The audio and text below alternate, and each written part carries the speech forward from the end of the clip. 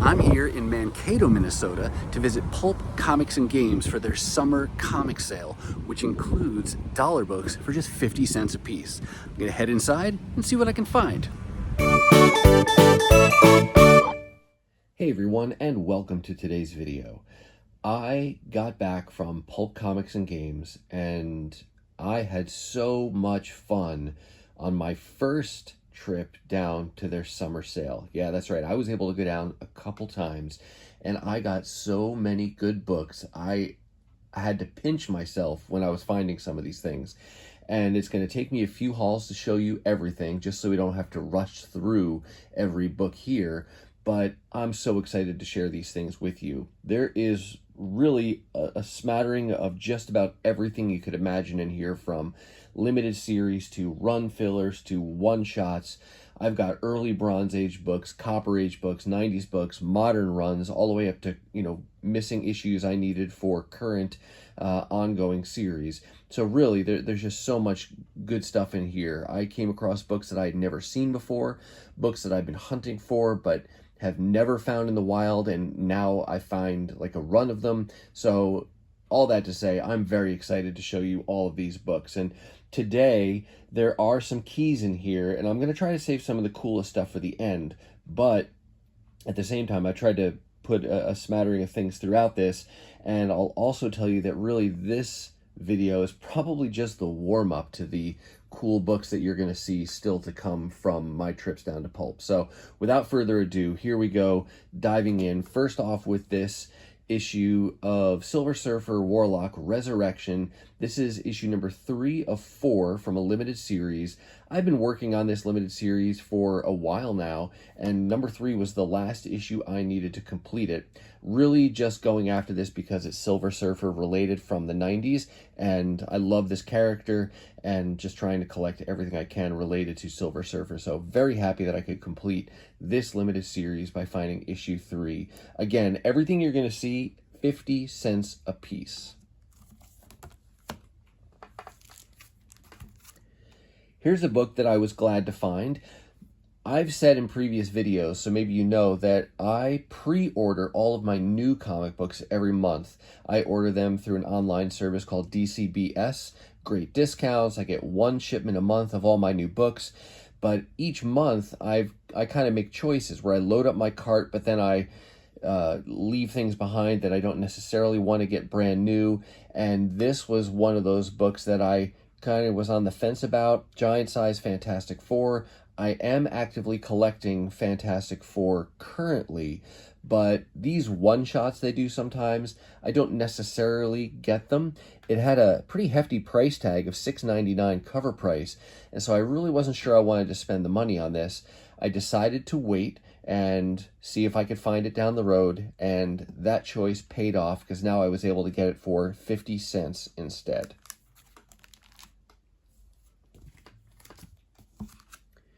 Here's just one issue from another Fantastic Four series that I'm working on. This is part of the Marvel Knights era of books. I really don't know anything about the story or how it relates to anything else going on in Marvel at the time. I just know that it's Fantastic Four, and so I want to piece this together as I find the issues. The whole series ran for like 30 issues, and just a few months ago is when I found my first few issues of this and decided to go for it. So I'll just pick these up whenever I can find them cheap, and it'll take me a while to put this together, but that's all right. I'm in no hurry. Just happy when I can find good condition copies for really cheap.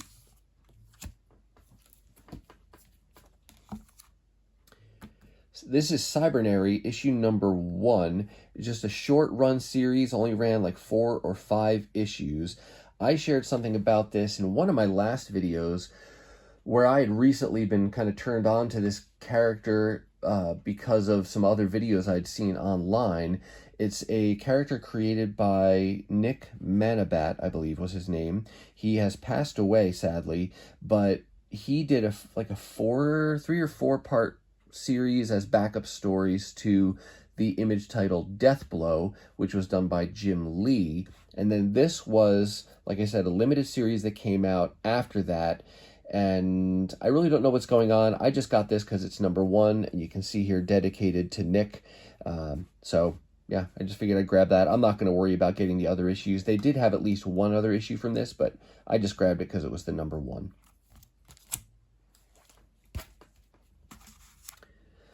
Let's go back a little bit earlier. This is Captain America, part of the Mike Zeck run on Volume 1 that I'm working on. This is issue 275. It probably doesn't show up real well in the video, but it does seem like this issue had some water damage, if you can see a little bit of waviness to it.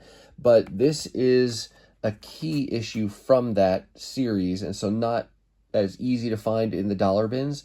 So for now, at least, this will be a placeholder, and I can say I have it. If I ever find an upgrade issue someday, I'll go ahead and pick that up. But for now, at least I've got it.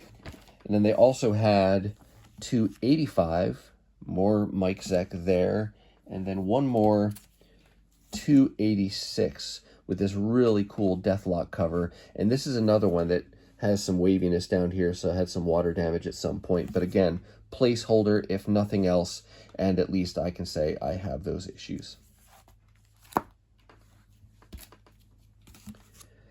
Grabbed a couple issues from Iron Man Volume 1. Not working on this whole thing, but I am trying to piece together the John Romita Jr. art from this earlier run that he did. This is 153, and he did a pencil run somewhere like in the 140s into the 150s. The style really doesn't look like his more contemporary style that he's doing. And I don't know if it's because his style evolved. Well, it's probably partly at least because his style evolved. That just happens with artists. But there's another thing I notice about this. It shows here that pencil art was done by John Romita Jr., but then it says the finished art was Bob Leighton. And I don't know the creative process well enough to know how much, of a breakdown that means in the art, or how much each of those elements affects the finished art style. But it could be that because it was a combination of John Romita Jr. and Bob Leighton, it may be partly because his style has evolved over time, but also because it was really not just him working on it. So there may be some Bob Leighton coming through that you see in this as well. Like I said, though, I really don't know because I'm not that close to the creative process to know how those work, and I won't claim to know things that I don't, but very happy to have found that issue that was done by John Romita Jr. from that time in the 80s. And then one other Iron Man I found was this issue of number 125. Not an issue I was hunting for, but it is a minor key. It said something about it being like the third appearance of Ant-Man in costume. That seems a little late for that to happen, but maybe that's the case. But this is also, I believe, the first cover appearance of Rhodey. So I just thought that was kind of a cool minor key to grab for just 50 cents.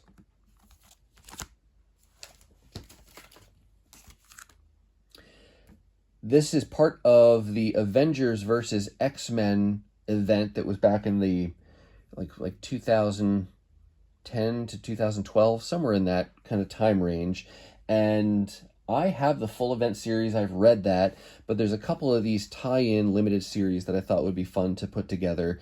This is Avengers versus the X-Men. I think it's a couple stories in each issue where you see, for example, Daredevil versus Psylocke, and then Thor versus, I'm not even sure who that character is. It almost looks a little like Hope, but I'm not sure. I don't recognize her. But I think it gives you two stories of these different battles between an Avengers character and an X-Men character. And that was a 6-issue limited series. I found during the sale issue 4 and issue 5. And I think after this, I only need 1 or 2 more issues to complete this little limited series. But just another fun thing to be hunting for. I mentioned I found issues from current ongoing series. This is Avengers number 9 from the current volume. Not keeping up with this new every month, just going to piece this together as I can find those issues in the dollar bin. So always happy when I can find those.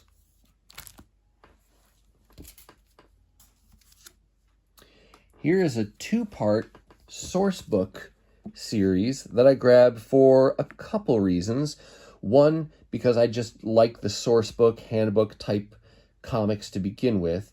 And then also because this was Wildcats, a Image series that I collected actively when it was coming out in the early 90s, and then now I'm just piecing together some of the issues that have the Jim Lee art, interior and or cover art, and then thirdly, just because they had both issues there at once and they were only 50 cents a piece. So all of that combined, I said, sure, I'm going to go ahead and grab those. And hey, gimmicky cover on number 1 with the reflective metallic, and that's always another hook. So lots of reasons for me to grab those 2 issues.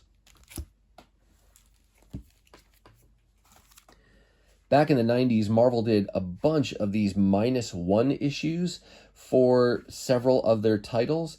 I had some of them that I got way back when, but not all of them. And so now when I find them for characters that I like, I'm going to go ahead and grab them. This is, of course, the Wolverine -1 issue. Keeping with Wolverine, this is issue 42 from his recently concluded ongoing series, part of the Krakoan era of things.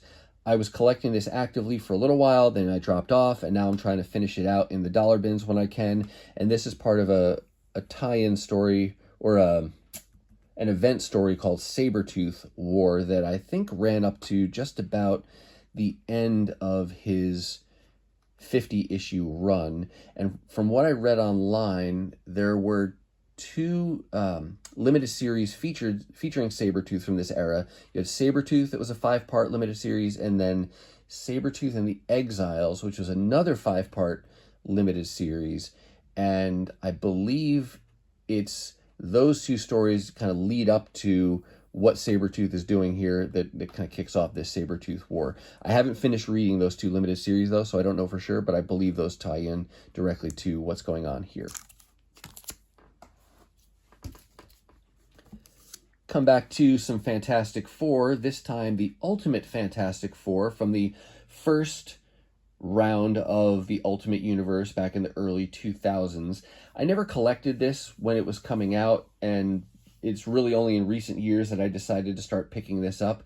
I want to say it ran like 60-some issues in total. I also can tell you that they just recently solicited the volume 1 of the omnibus edition of the Ultimate Fantastic Four, but because I can find pretty much all of these issues for $1 or less, I'm not going to go the omnibus route. I'm just going to get it in single issue format. There will be a few issues that'll be hard to find. It's like the first appearance of like the Marvel Zombies in issues like 21, 22, 23, somewhere in the early 20s there. I don't expect to find those easily, but other than that, I can piece together the whole thing pretty inexpensively. So for now, that's my plan. I'll just keep chipping away at this as I can find them for cheap. And I think these are some of the lowest issues that I needed that I grabbed at the sale, starting here with issue 14, 15, 16, and you can see you've got different creative teams that worked on this throughout. This particular arc was done by Adam Kubert from a pencil standpoint. And then there's issue 17. So nice when I can get most of a story arc all at once, and I'm kind of working my way through this in order as much as possible, because like I said, I see these oftentimes in the dollar bin, so I'll just do those little by little as I find them.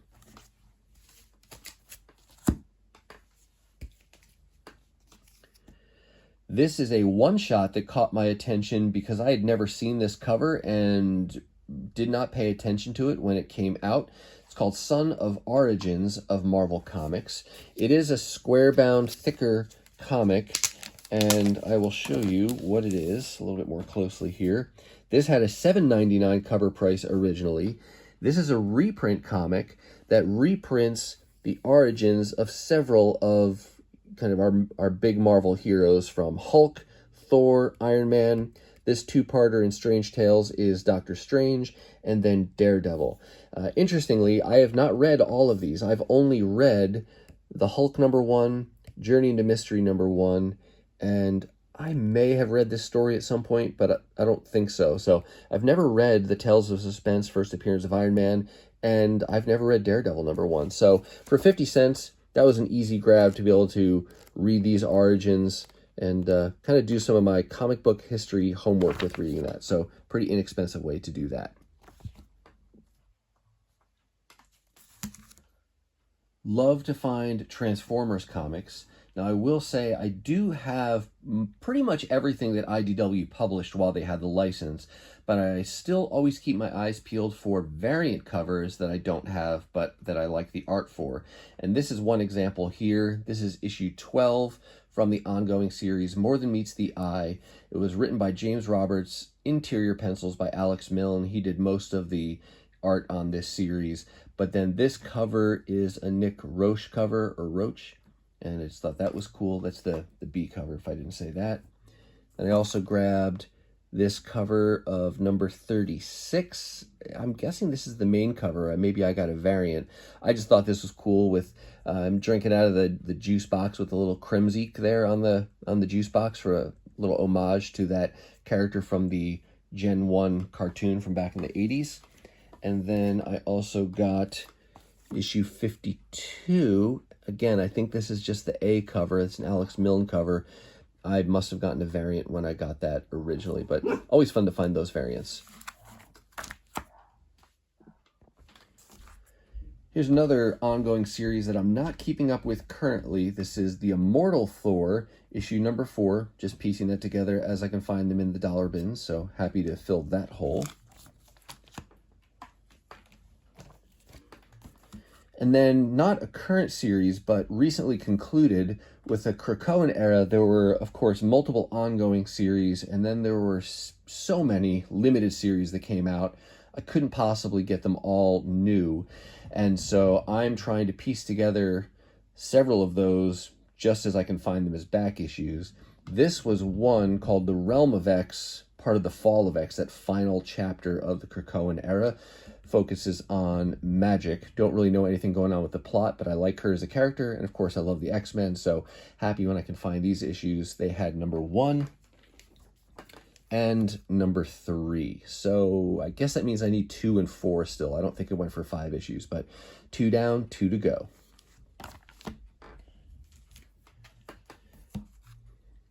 I don't often pick up annuals, but when they're just 50 cents and they're associated with a character that I like, then I'm likely to grab it. This is Thors Annual from 2001, so it would have come out during his Volume 2 era, part of the Heroes Return banner of things. And like I said, wouldn't have normally picked this up, but just for 50 cents, the completionist in me said, go ahead and grab that. And then I got one other Thor book. This one here called Call Him Thor, and I will admit this is probably the most perplexing book that I picked up at the sale this day. This is from 2000. I gave this a read, at least most of it, and I gotta tell you, I don't really know what's going on and how this fits into the larger tapestry of stories at the time, because that's Thor, but not really Thor. It's a guy named Don, and he's just a regular human. And if you look at his Mjolnir, it looks very technological. And that's because he's not a Norse god, you know, drawing on the power of the storm and lightning and thunder. It's actually all done through his hammer, and he programs it to shoot out lightning and do different things. And so the characters are different. I don't know if it's an alternate reality or if it's supposed to be something going on in parallel to it's part, you know, if it's part of the Marvel 616 because Thor's not around. I really don't know. And there's not a ton online. I'm still going to try to investigate this, but if any of you know more about what's going on with this story, then let us know. And also, I'll point out something that's maybe interesting, but I don't know for sure. Because as I was trying to research this, you get to the end here, and look at this. It even says, a new Thor again. Shocking and suspenseful and all true from Mighty Marvel. I don't know. But what I wanted to show you is this letters page back here, which I don't even know how legitimate this is when you read some of these. But this first letter, where it says, Dear Editor, blah, blah, blah. Look at this. Danny Slott, age 9. Could that be the Dan Slott writer? Dan Slott of Marvel Comics, like Spider-Man and Iron Man, all these kind of things? I don't know. I haven't done the math to know how old he is now, if he would have been 9 in 2000. But that I found intriguing as well. So if any of you know, is that the Dan Slott that's the writer, or is this just a made up thing, or just a coincidence that this kid has the same name? I don't know. Lots of questions for me around this comic, not a lot of answers. So any help that any of you out there watching have, let us know down in the comments. Here's another annual that I found. I've shown you books from this Miss Marvel series, you know, as I find them, because I'm chipping away slowly but surely. This is the first time I've come across an annual. Don't remember offhand how many there were for this volume, but this is annual 1. It's not in the best condition. You can probably even see on the video all these spine ticks, but it's not a valuable book to begin with, and I've never seen it before, so I went ahead and grabbed it, and it'll fill that spot in my collection. I don't even know that I would worry about getting an upgrade at some point. For now, just happy to have found that annual. I've said before that I'm working on Marvel Age, the official Marvel news magazine, and so not aggressively putting these together, but as I find them in decent condition at a decent price, I go ahead and grab them. And during the sale, I was able to find issue 75 and then issue 79 as well. So those happy to issue progress on that title.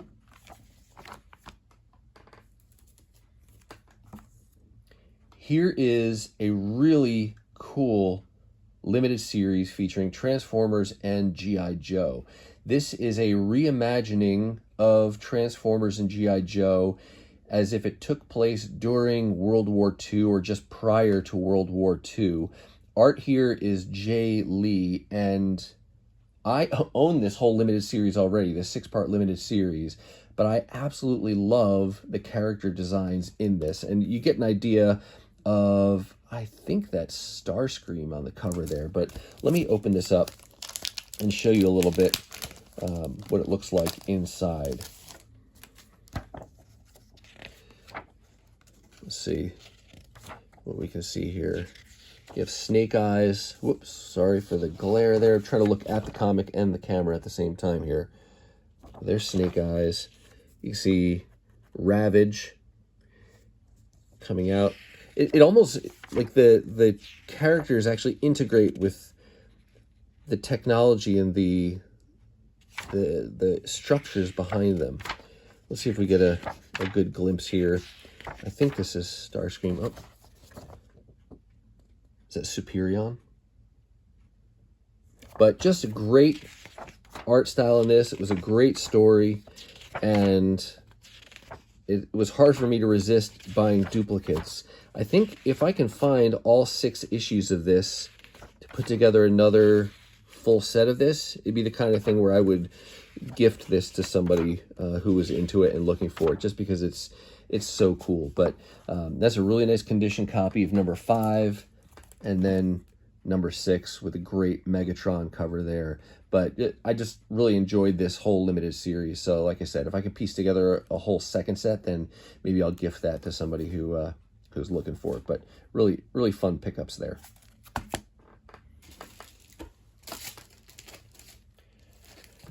All right, we're going to come to the conclusion here with 2 titles left, and we're going to keep it in the Bronze Age this time. Marvel 2-in-1 is one of 2 titles from this time period that I never actively collected, except for maybe an occasional issue here or there. And recently I've thought to myself it might be fun to put together those 2 runs. Marvel 2-in-1 is one of them, and then Marvel Team Up is the other. 2-in-1 ran for 100 issues and features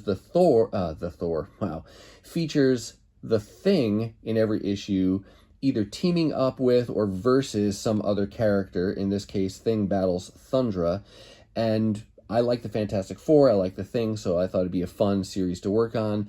Team Up is a Spider-Man related series, ran for 150 issues, and probably some of those are going to be harder to find because there are more keys. But as far as 2-in-1 goes, they had a few issues that I decided just to go for it because they were only 50 cents a piece. There's issue 56, 85, 86, 87, and jumping ahead to 98. And yeah, that's about all I have to say. 2-in-1 is something I think I'll chip away at slowly over time as I find them in good condition. I'm not necessarily in a huge hurry, but I've probably got like a third of the issues now by doing it this way. But fun when I can find a chunk of those for just 50 cents a piece. And then the last title to show you today, and really you'll get an example of one of those moments where I had to almost pinch myself for finding an issue. I'm working on a ROM, 75 issue run, something I just started last year working on because I came across a bunch of the issues for really cheap at a show. And these have come out now in omnibus format, but I said, you know what, most of these are pretty cheap. Let me see if I can put these together. And I've got really good progress made so far on this. And at the sale, I made a little bit more with issue number 28.